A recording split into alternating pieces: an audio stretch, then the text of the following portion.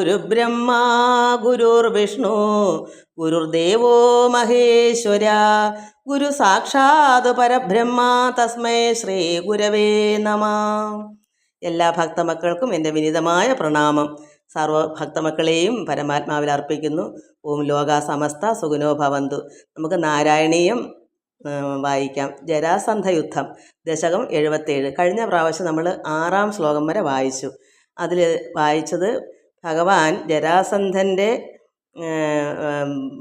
മരുമകനാണ് കംസൻ. അപ്പോൾ കംസനെ ഭഗവാൻ വധിച്ചത് കൊണ്ട് ജരാസന്ധൻ്റെ ദേഷ്യം, കോപം അത്രത്തോളം ഭഗവാനോടുണ്ട്. ജരാസന്ധൻ്റെ 2 മക്കളെയാണ് ഈ കംസൻ വിവാഹം കഴിച്ചേക്കുന്നത്, അസ്ഥിയും പ്രാപ്തിയും. അപ്പോൾ കംസൻ മരുമകനാണല്ലോ ജരാസന്ധൻ്റെ.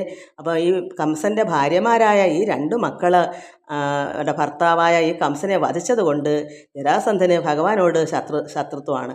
അതുകൊണ്ട് എന്ത് വന്നു? കോപം കൊണ്ട് അന്ധനായി. ഭഗവാനോട് എന്ത് ചെയ്യണമെന്നും ഭഗവാന്റെ മാഹാത്മ്യം അറിയാതാണ്ട് ഭഗവാനോട് ദേഷ്യം കൊണ്ട്, കോപം കൊണ്ട് അവന് കണ്ണ് കാണാൻ വയ്യാതായി. എന്ത് ചെയ്യണമെന്നറിയാതെ വിവേകമെല്ലാം നഷ്ടപ്പെട്ട് കൃഷ്ണൻ്റെ മാഹാത്മ്യത്തെ മനസ്സിലാക്കാതാണ്ട് അവൻ ശത്രുവായി കരുതിയിട്ട് മധുര ആക്രമിച്ചു. ഭഗവാന്റെ മധുര ആക്രമിച്ചു. സൈന്യബലം നഷ്ടപ്പെടുത്തിയത് മാത്രം മിച്ചം. മധുര ജയിച്ചടക്കിയതുമില്ല. അവൻ എന്തെങ്കിലും ജയിക്കാൻ പറ്റിയോ? കോപം കൊണ്ട് എന്തെങ്കിലും ജയിക്കാൻ ആർക്കെങ്കിലും സാധിക്കുമോ? അതുമല്ല, പരമാത്മാവിൻ്റെ ഭഗവാന്റെ സ്വഭാവം എന്താണ്? സ്നേഹം, ദയ, കാരുണ്യം, നിർമ്മലമായ പരമാത്മാവല്ലേ, ശാന്തനല്ലേ. അവിടെ എന്തെങ്കിലും ദേഷ്യം കൊണ്ട് ജയിക്കാൻ പറ്റുമോ? അവൻ്റെ സൈന്യബലം മൊത്തം നഷ്ടപ്പെട്ടത് മാത്രമല്ല, അവിടെ ഈ മധുര ജയിക്കാനും അവന് സാധിച്ചില്ല.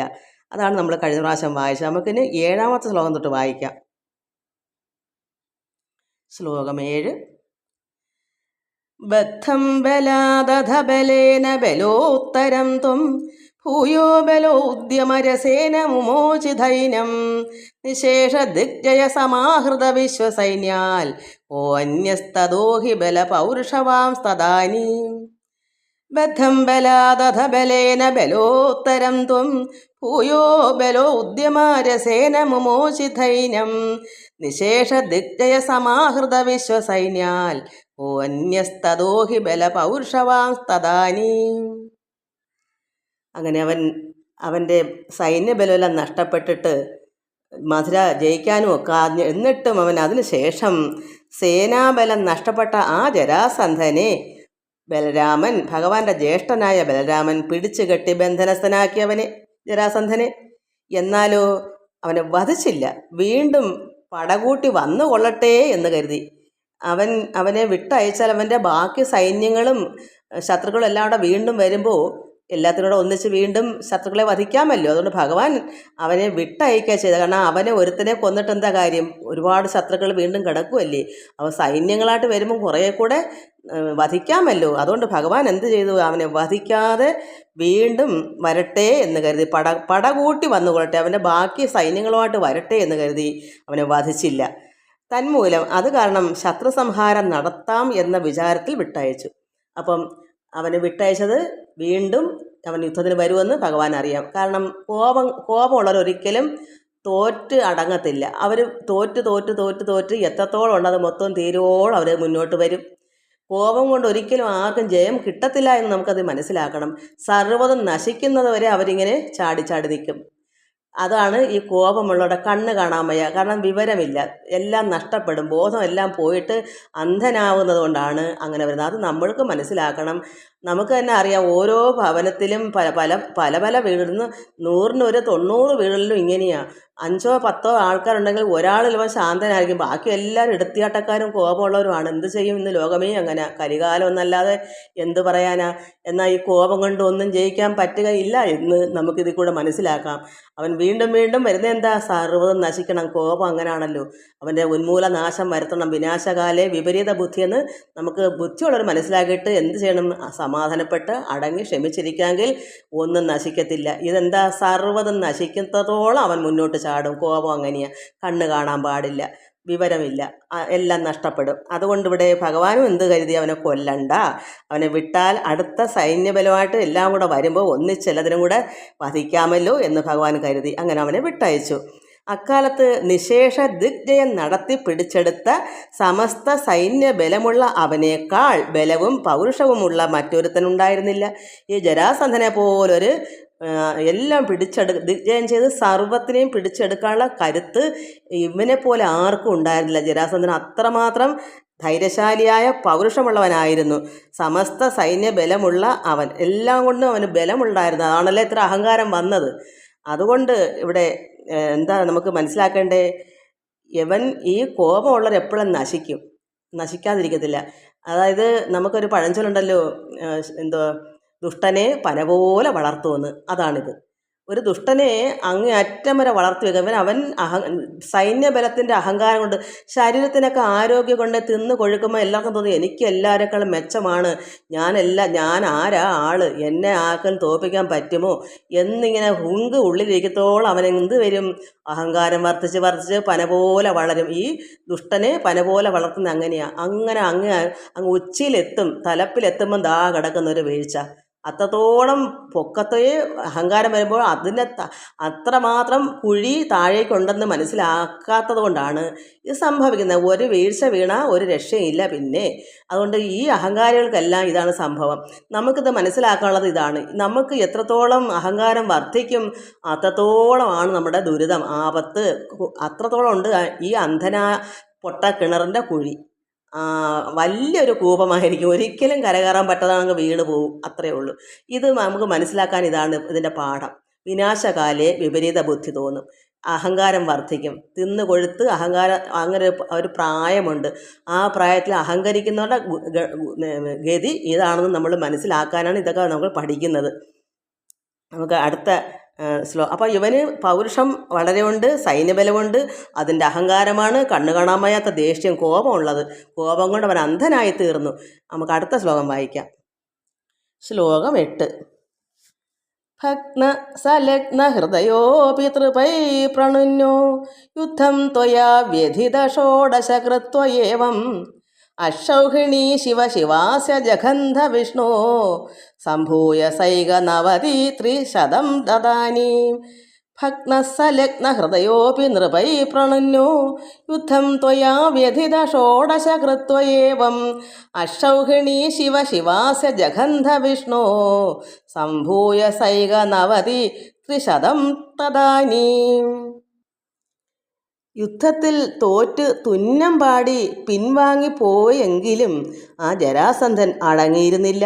അവൻ വീണ്ടും 16 പ്രാവശ്യം കൂടി ആദ്യത്തെ പോലെ തന്നെ അക്ഷൗഹിണി പടയുമായി കോഷ്ടത്തിരിപ്പാട് പറയുന്നു, ഭഗവാനെ കൃഷ്ണ ഗുരുഹരപ്പ ഭഗവാനോട് ഏറ്റുമുട്ടി തോറ്റു.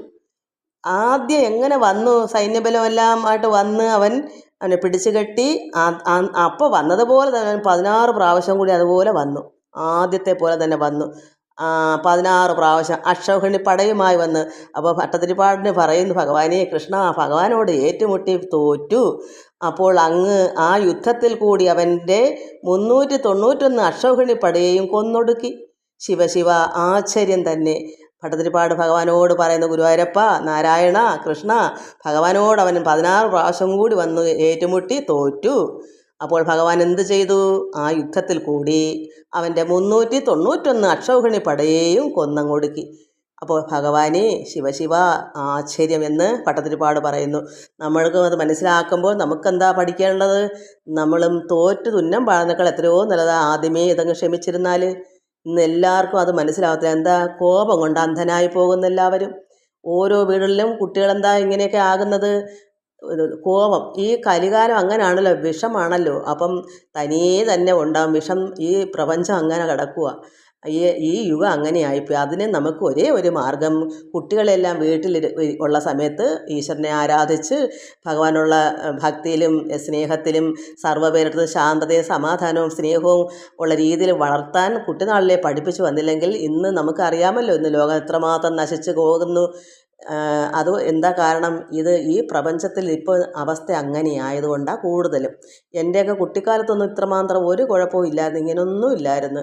ഇപ്പോഴെത്രമാത്രം മാറ്റം ഉണ്ടായെന്ന് നമുക്ക് ഓരോരുത്തർക്കും ചിന്തിക്കാനുള്ള അന്ന് തന്നെ നമുക്ക് ഉണ്ടെങ്കിൽ പോലും നമ്മൾ അറിയുന്നില്ല. കാരണം ഇന്ന് നമുക്ക് ടി വി കൂടെയും പത്രത്തിൽ കൂടെയും, അന്ന് പത്രം ഒരു നാട്ടിൽ വരുത്തുന്ന ഏതെങ്കിലും ഒന്നോ രണ്ടോ വീടുകളിലായിരിക്കും എൻ്റെ കുട്ടിക്കാലത്ത്. ആ എന്നാലും കുറേയൊക്കെ വരുത്തുന്നുണ്ട്. എനിക്ക് പത്രം വായിക്കാൻ എൻ്റെ ആങ്ങള വരുത്തുമായിരുന്നു കുട്ടി. അതാണ് എനിക്കിപ്പോൾ ഓർമ്മ. പക്ഷേ എല്ലാ വീട്ടിലില്ല. അണ്ണൻ പറയും പത്രം വായിക്കണം ശരിക്കും. അതുകൊണ്ടാണ് ഇത്രയൊക്കെ അക്ഷരങ്ങളൊക്കെ പറയാനെങ്കിലും എനിക്ക് പറ്റുന്നത്. എന്നെ പത്രം അന്ന് അണ്ണൻ വരുത്തിയിട്ട് ഇത് ഞാൻ തന്നെ വായിക്കണം എന്ന് തന്നെ നിർബന്ധമാക്കുമായിരുന്നു. അപ്പോഴങ്ങനെ വായിക്കാൻ എനിക്ക് അന്ന് സാധിച്ചു. പക്ഷേ എല്ലാ വീടുകളിലും അന്ന് പത്രം വരുത്തൊക്കെ ഇല്ല അങ്ങനെ. അതുകൊണ്ട് ഇന്ന് നമുക്ക് എല്ലാം മനസ്സിലാകുന്ന ഈ യൂട്യൂബ് വഴിയൊക്കെ ഒരുപാട് കാര്യങ്ങൾ മനസ്സിലാകുന്നു. അന്ന് എവിടെയെങ്കിലുമൊക്കെ നടന്നാൽ പോലും നമ്മൾ അറിയുന്നില്ല എന്നുള്ളതാണ്. എല്ലാവർക്കും നമസ്കാരം. നമ്മളെന്താ മനസ്സിലാക്കേണ്ടേ? ഭഗവാനോട് പ്രാർത്ഥിക്കുക. എല്ലാവരും വീടുകളിൽ കുട്ടികളെ ഇരുത്തി നന്നായി ഈശ്വരനെ ധ്യാനിച്ച് നല്ല പ്രവൃത്തി ചെയ്യാൻ പഠിപ്പിക്കണം. ഒരു ജീവജാലങ്ങളെയും ഉപദ്രവിക്കാതെ അങ്ങനെ പഠിപ്പിക്കാൻ കുഞ്ഞുങ്ങൾക്ക് ദേഷ്യം ഉണ്ടാകത്തില്ല. എല്ലാവരോടും സ്നേഹമായിട്ട് വരും. ഒരു ജീവജാലങ്ങളെ കൊന്ന് തിന്നാനും പഠിപ്പിക്കരുത്. അതുകൊണ്ടാണല്ലോ ഇന്ന് ഈ പിന്നെ എന്താ മാംസാഹാരങ്ങൾ ഒരുപാട് വർദ്ധിച്ചതെന്താ? എല്ലാവർക്കും സസ്യാഹാരം വേണ്ടാതായി കഴിഞ്ഞു. എപ്പോഴും ഈ മാംസത്തിൻ്റെ പുറകെ ആയി. അതനുസരിച്ച് കോപം വർദ്ധിക്കും. കാരണം അങ്ങനെയാണ് ഈ മാംസം കഴിച്ചാലുള്ള അവസ്ഥ. അതിനെ ഭീതിപ്പെടുത്തിയും വിഷമിപ്പിച്ചും കൊന്ന ആ പാപവും അതിൻ്റെ എല്ലാം കൊണ്ടും കാളയുടെ സ്വഭാവം നമ്മൾ കേട്ടിട്ടില്ലേ? എന്നാൽ ഇന്ന് മൃഗങ്ങൾക്ക് നല്ല സ്വഭാവം, പക്ഷേ ഈ മനുഷ്യർ കാണുന്ന ആ കാളയുടെ സ്വഭാവം മൊത്തം. അതുകൊണ്ട് എല്ലാവർക്കും എനിക്ക് പറയാനുള്ളതേ ഉള്ളൂ, നമ്മൾ കഴിയുന്നതും ജീവജാലങ്ങളെ കൊന്നു തിന്നാതിരിക്കുക. പ്രത്യേകിച്ച് ഭക്തന്മാരായ മക്കൾ ഒരിക്കലും അത് പാടില്ല. ഈശ്വരന് നമ്മളോട് ഇഷ്ടം വരട്ടെ എന്ന് വെച്ചെങ്കിലും അന്യരാജ്യങ്ങളൊന്നും അവർക്ക് അവിടെ ഇത് നമ്മുടെ ഭാരതം ഋഷിവര്യന്മാരുടെ നാടാണ്. അതുകൊണ്ടാണല്ലോ നമ്മുടെ ഭാരതം എന്ന് പറയുന്നത് അത്ര മഹർഷിമാരുള്ളത് കൊണ്ടാണല്ലോ ഇവിടെ ദൈവികം അങ്ങേയറ്റമായിട്ട് കിടക്കുന്നത്. അതുകൊണ്ട് ഭക്തന്മാർ ഇവിടെയാണ് ഉള്ളത്. അതുകൊണ്ടാണ് ഞാൻ പറയുന്നത് അങ്ങനെയുള്ളവർക്ക് ഇത് പാടില്ല എന്ന്. മറ്റ് അന്യരാജ്യങ്ങളെ മറ്റൊന്നും കഴിക്കാനില്ലാത്തതുകൊണ്ട് അവർക്കത് പറഞ്ഞിട്ടുണ്ട്. അതുകൊണ്ടായിരിക്കാം അവിടെ ഇപ്പോഴെല്ലാം സസ്യങ്ങളൊക്കെ ഉണ്ടായി. അന്നൊക്കെ അവർക്ക് ഒട്ടകത്തിൻ്റെയൊക്കെ പാലോ ഇറച്ചിയൊക്കെ ആയിരിക്കാം. എനിക്കതിനെപ്പറ്റി അറിഞ്ഞുകൂടാ. എങ്കിലും ചിലർ ചോദിക്കും അന്യനാട്ടുകളിൽ എങ്ങനെയാണ് അവർ കഴിക്കുന്നതോ എന്ന്. പക്ഷെ അവർക്കതിന് ഈ പാപികളെല്ലാം അങ്ങനെ ഓരോ രാജ്യത്തേക്ക് മാറ്റും. അവർ കഴിച്ചോട്ടെ. അവർ നന്നാവുമ്പം പിന്നെ നമ്മുടെ ഭാരതത്തിൽ നിന്ന് ജനിച്ചോളും. അപ്പോൾ അവർ ഭക്തരായിക്കൊള്ളും. ഇന്നെന്താ അവരെല്ലാം ഇങ്ങോട്ട് വരുന്നത്? അവർക്കും അത് മാറ്റം വരുന്നുണ്ട്. അതുകൊണ്ട് നമ്മൾ മനസ്സിലാക്കേണ്ട, നമുക്ക് ഈശ്വരനെ നമുക്ക് നമ്മുടെ ഗ്രന്ഥത്തിലൊക്കെ എന്താ പറഞ്ഞേക്കുന്നത് അത് നമുക്ക് പാഠമല്ലേ? അത് മതി. എല്ലാവർക്കും നമസ്കാരം. സർവത്ര ഗോവിന്ദ നാമ സങ്കീർത്തനം. ഗോവിന്ദ ഗോവിന്ദ.